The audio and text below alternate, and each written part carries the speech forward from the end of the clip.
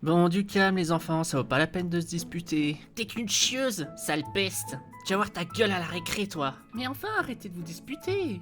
Oh, j'ai dit silence. Silmeria, au tableau, je vais t'expliquer devant toute la classe, comme ça t'apprendra.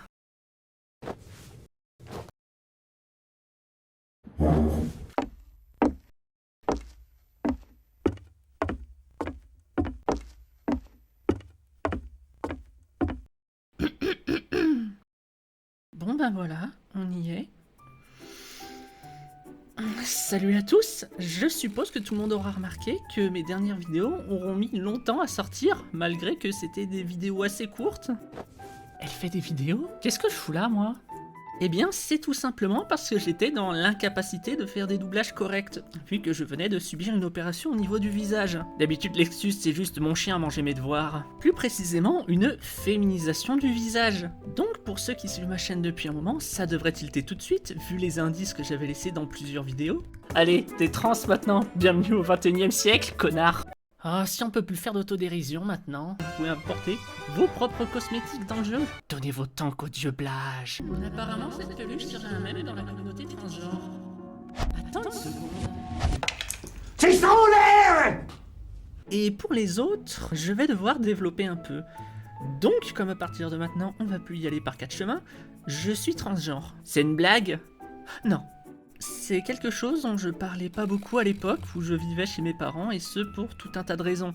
J'aimais pas attirer l'attention sur moi, je voulais pas être la bête de foire de la famille, vu déjà ce que je prenais par la tronche pour le simple fait de me laisser pousser les cheveux, et tout un tas d'autres points que j'évoquerai pas parce que déjà à l'époque ça aurait pu tomber sous le coup de la loi. J'ai eu une enfance pas facile. Il faut savoir que c'est quelque chose qui me travaille depuis longtemps. Je serais incapable de dire à partir de quand exactement, mais c'est vers mes 14 ans que ça commençait vraiment à m'inquiéter. Quand je jouais à des jeux vidéo, je faisais en sorte d'avoir un personnage féminin, je me laissais pousser les cheveux, je faisais des rêves où mon corps changeait dans la nuit. Quand j'ai eu 16-17 ans, comme j'avais de beaux cheveux bien longs et que je faisais en sorte de ne pas avoir de pilosité faciale, c'est là que les gens commençaient à m'appeler madame. Très vite, je me suis rendu compte que je préférais largement qu'on m'appelle comme ça, plutôt que monsieur ou jeune homme. D'ailleurs, ma mère me disait que de me laisser pousser les cheveux, ça ne m'allait pas, parce que ça me faisait ressembler à une fille.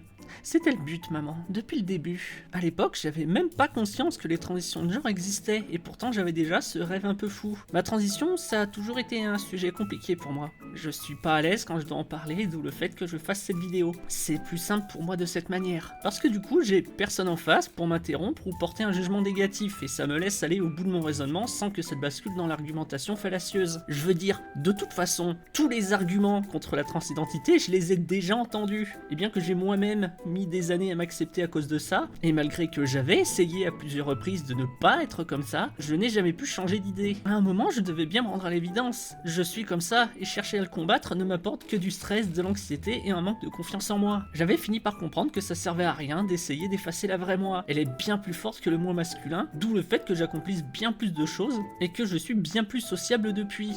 Du coup, quand j'ai eu mon permis de conduire, une des premières choses que j'avais commencé à planifier, c'était ma transition. L'effet a été immédiat vu que mes allergies avaient tout de suite disparu et que j'avais arrêté de me ronger les ongles. Par contre, bien entendu qu'à l'époque, dans ma région, peu voire pas de médecins s'occupaient de ce genre de choses, ce qui fait que j'avais dû prendre contact avec des équipes basées sur Lyon. Ce qui veut dire, à chaque consultation, prendre la voiture et se coltiner 2 à 3 heures de route s'il y a des bouchons pour faire une consultation de 20 minutes et rentrer à la maison avec un papier en attendant le prochain rendez-vous dans plusieurs mois. Les temps d'attente sont longs, les procédures sont pas forcément bien expliquées, les médecins sont débordés, il n'y a rien qui va quoi. Mais je me suis accroché et début 2021, j'avais enfin pu avoir droit au traitement hormonal. Pour beaucoup de personnes trans, le traitement hormonal c'est un peu l'élixir magique. Le traitement est supposé créer les premiers changements visibles, nous permettant de mieux nous assumer. Bon, sauf que chez moi, ça quasiment rien fait. Comme j'étais déjà très androgyne de base, le traitement n'a pas changé grand chose. En plus, j'avais eu l'espoir, parce que ma poitrine avait commencé à pousser dès la première semaine. Mais ça s'est arrêté à ça. Du coup, je fais genre du A et ça a pas continué depuis. Et de fait, personne l'avait remarqué.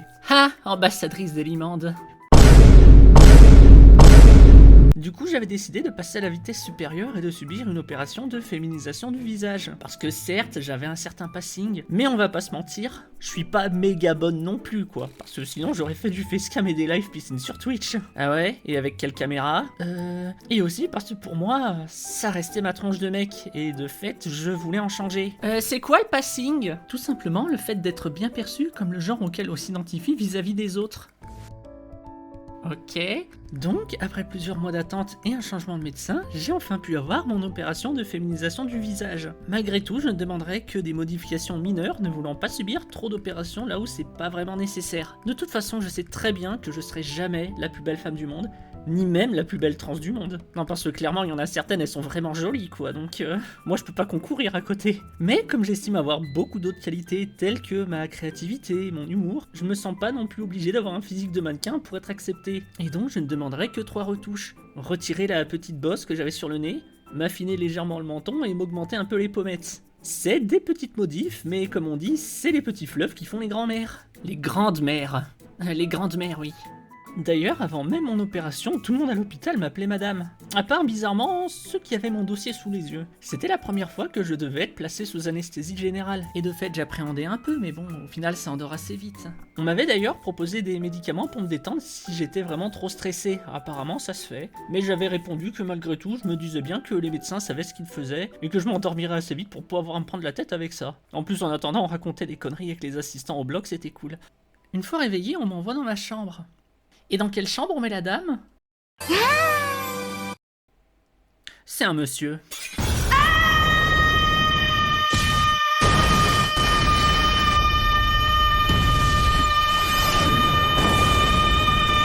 Après l'opération, le chirurgien viendra me voir pour me dire que l'idée des pommettes, c'était vraiment une bonne idée.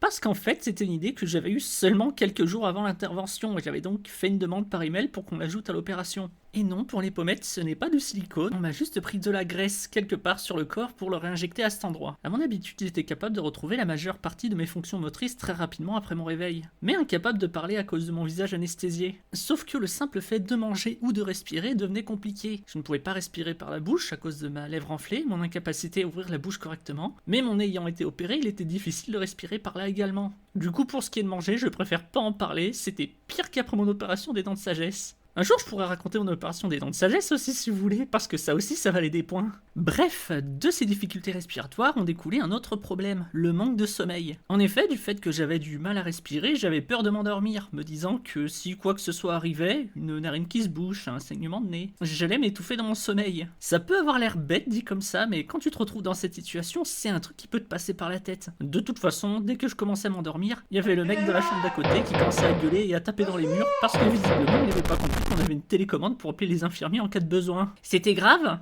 Aucune idée, mais vu la réaction des infirmiers, visiblement c'était plutôt du caprice. T'as vraiment piqué la télécommande de l'hôpital? Ah merde! Toujours est-il que grâce à ma résistance naturelle à la douleur, je n'avais pas eu besoin d'antalgiques. Les infirmières me proposaient des antidouleurs à plusieurs reprises que je refusais à chaque fois parce que pourquoi faire? La douleur n'est qu'une simple information. Au passage, j'avais laissé un message sur Discord pour annoncer la nouvelle qui avait été visiblement bien reçue. Après une nuit assez courte à l'hôpital, on me renvoie chez moi dès le lendemain. Pour info, j'étais allée à l'hosto toute seule, je vais devoir conduire les 2h30 de route dans mon état. Au passage, j'ai dû payer 63 € de parking, vu que les parkings de l'hôpital sont payants. À ce prix-là, on aurait au moins pu me nettoyer ma voiture. Au final, je parviens à rentrer sans encombre.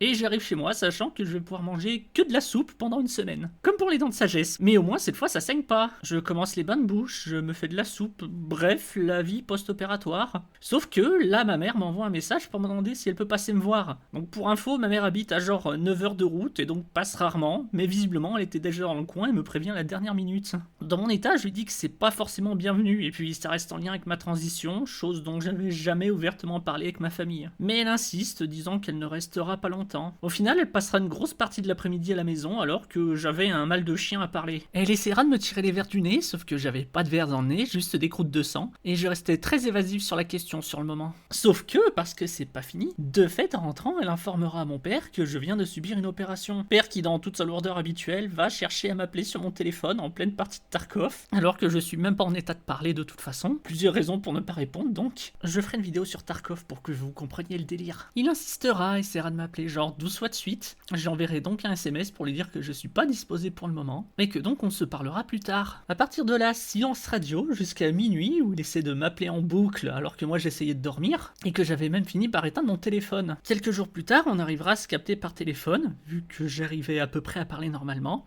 Et là, il en fait des caisses.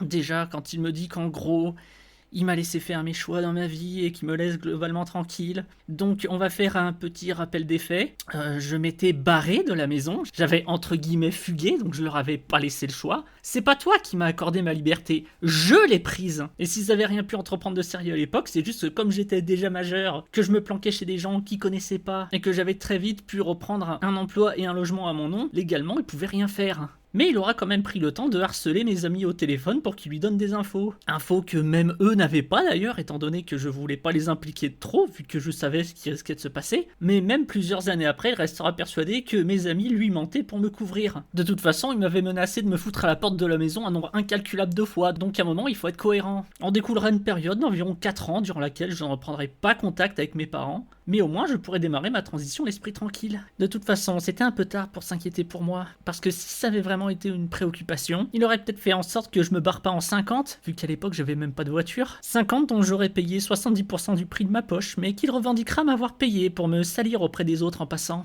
De toute façon, c'est ma vie, c'est mes problèmes, et si j'estime que j'ai pas à en parler, vous avez pas à me harceler pour que je vous raconte tout. Je vous signale qu'une des raisons pour lesquelles je suis parti de la maison, c'était pour faire ma transition sans vous avoir sur le dos, et qu'à la base, dans l'éventualité où j'aurais repris contact, ça aurait été uniquement après la fin de ma transition pour vous mettre devant le fait accompli. Ça fait des années que je vis seul, et donc j'ai pas besoin que vous débarquiez pour me donner votre opinion vis-à-vis de mes problèmes. Si j'ai été capable de faire plus de 800 km en 50 pour prendre mes distances, à côté de ça, juste appuyer sur le bouton bloquer le numéro de mon téléphone, ça demandera pas un gros effort. Enfin voilà, sans aller jusqu'à dire que je déteste mon père, il y a trop de choses qui se sont passées entre nous qui font que je pourrais jamais vraiment m'attacher à lui maintenant. Déjà du fait d'être dysphorique, il est compliqué de s'attacher aux gens vu qu'on met toujours des barrières, mais c'est d'autant pire quand les gens sont de base pas faciles.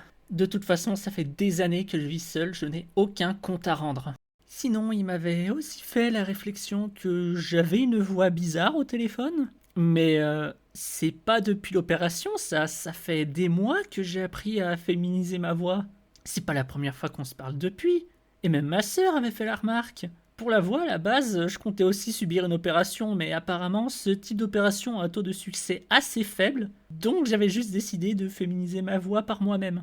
Le résultat, sans être extraordinaire, reste assez convaincant. En tout cas, les gens se corrigent plus quand je leur parle. Vous savez, ce genre de situation où quelqu'un vous dit « Bonjour madame » et que dès que tu lui réponds, il se corrige en mode « Oh désolé monsieur ». Généralement, je me contente de dire « Non, c'est pas grave ». Bizarrement, mes amis qui ne savaient pas s'insurgeaient que les gens m'appellent madame, comme quoi il n'y a pas que les trans qui n'aiment pas qu'on les mégenre, contrairement à une idée reçue. Et mes amis qui savaient à l'inverse corrigeaient les gens qui m'appelaient encore monsieur, parce que même si c'était rare, ça arrivait aussi et c'était très gênant. Mais comme ce genre de situation ne m'arrive plus trop, je me dis que ma voix, même si elle est imparfaite, passe bien mieux et ça fait une sacrée différence. J'ai beaucoup plus confiance en moi quand je dois parler à des gens. D'ailleurs, c'était un des buts premiers de ma chaîne YouTube, apprendre à féminiser ma voix. Doubler des personnages féminins, ça me sert aussi dans ma vie de tous les jours. Bon, sauf que là, les premiers jours après mon opération, vu la tronche que je me payais, je voulais être une version plus féminine de moi-même, et au final, la seule nana qui je ressemblais, c'était Fiona dans Shrek. Mais au moins, je suis pas rousse, alors ça va. Oh, ça va, on rigole. On rigole, on rigole. Au moins, ce genre d'opération est réalisé par l'intérieur de la bouche et du nez, ce qui fait que ça ne laisse pas de cicatrices visibles. De toute façon, globalement, ma tête n'a pas beaucoup changé, certaines personnes n'ayant même pas remarqué une différence notable. Du coup, j'en arrive à me demander pourquoi je me suis embêté à subir tout ça. Pendant que la vidéo était en cours de réalisation, j'ai également reçu un appel de ma grand-mère qui, elle aussi, veut savoir ce qui se passe. Et là, elle a eu une réflexion intéressante. Est-ce que j'aurais fait mon coming out à une personne peu recommandable, ce qui m'aurait valu un passage à tabac? Eh ben, du coup non. J'ai toujours été très méfiante vis-à-vis de ça, d'où le fait que je ne parlais de ma transition à quasiment personne. Je veux dire, même mes amis les plus proches ne sont au courant que depuis fin 2022, milieu 2023. Mais attends voir, quand j'en avais parlé à ma grand-mère, je pensais qu'elle m'avait pas prise au sérieux. Pourquoi elle avait peur que ce soit un coming out qui est mal tourné? Mais du coup, si elle a bien compris, pourquoi elle me parle toujours comme un mec? Bah peu importe, on verra plus tard. Et c'est d'ailleurs parce que tout le monde a eu vent de mon opération aussi vite que je me retrouve à faire cette vidéo maintenant. À la base, je comptais la faire plus tard, j'ai d'autres vidéos à faire. Mais comme c'est un sujet dont j'aime pas parler et que ça me met mal à l'aise, j'ai préféré en faire une vidéo. Du travail en plus, c'est génial. Enfin bon, normalement, après ça, tout devrait tranquillement se mettre en place. Enfin voilà, au final, ça s'est bien passé, je vais enfin pouvoir refaire mes photos d'identité pour refaire mes papiers et officialiser tout ça. Enfin, je crois. Mais la transidentité, ou plus globalement ma vie dans son ensemble, sont des sujets très complexes, donc je ferai d'autres vidéos de ce genre pour élaborer un peu. Bon, avec un peu moins de mise en scène, parce que là, la réalisation était vraiment pénible. Bon, tout ça c'est bien beau, mais ça répond pas à la question que je t'ai posée en t'appelant au tableau. Laquelle? Pourquoi tu as piqué le goûter de ta camarade de classe? Oh! Eh bien, il y a une explication très simple. Laquelle? Eh bien, je suis une grosse connasse. Ton carnet. It's my